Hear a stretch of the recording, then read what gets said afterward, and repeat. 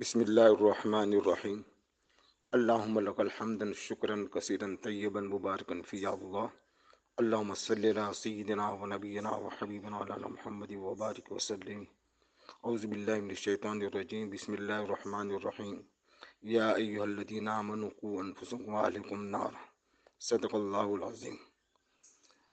भाई जिंदगी पूरी થવા થઈશ રોજ આપણે ઓપરેશન કરી છે પણ ખેર અલ્લાહ આપણને સમજ આલે જ્યાર સુધી અલ્લાહના દીનના ઉપર અલ્લાહની કુરાનના ઉપર અમલ કરતા ના થાવ ત્યાર સુધી જે છે ને આપણી જિંદગી કામયાબ ના થાય. હવે તો મોતના તરફ જઈ રહ્યા છે.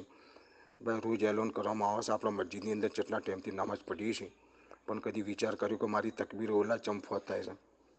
બધી નમાઝોની અંદર જોઈએ છે કે 2-3 સફોની જે છે ને એની બધાની જે છે ને રકાતો જાય છે. જમીનનું કારણ શું છે કે અમે હજુ સુધી પોતાની જિંદગીની ફિકર કરી નથી.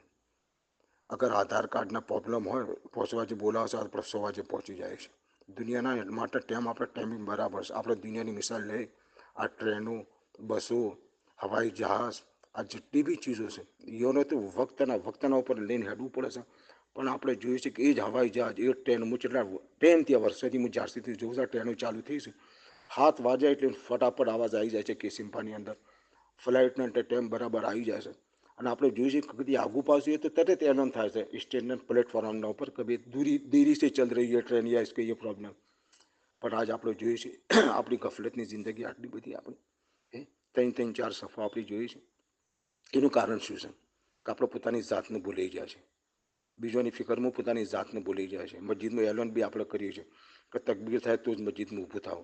પણ આપણે જોઈ રહ્યા છીએ કે શું થઈ રહ્યું છે. તકબીર અચ્છા માણસો ઊભા થઈ આપણા લોકોને નથી ફોલો કરવાના. મૌલાના સાહેબને કોઈ ન કરવાના.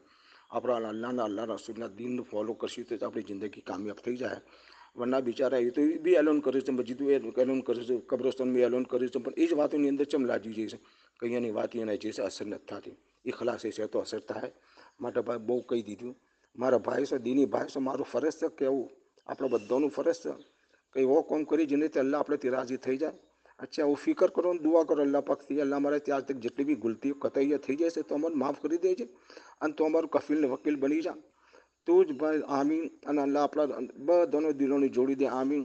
અને અલ્લાહના રસૂલના તરીકા ઉપર આપણે બોલે હેડવાની તોફીક આલ આમીન. વસ્સલામ વાલેકુમ વરહમતુલ્લાહિ વબરકાતુહુ.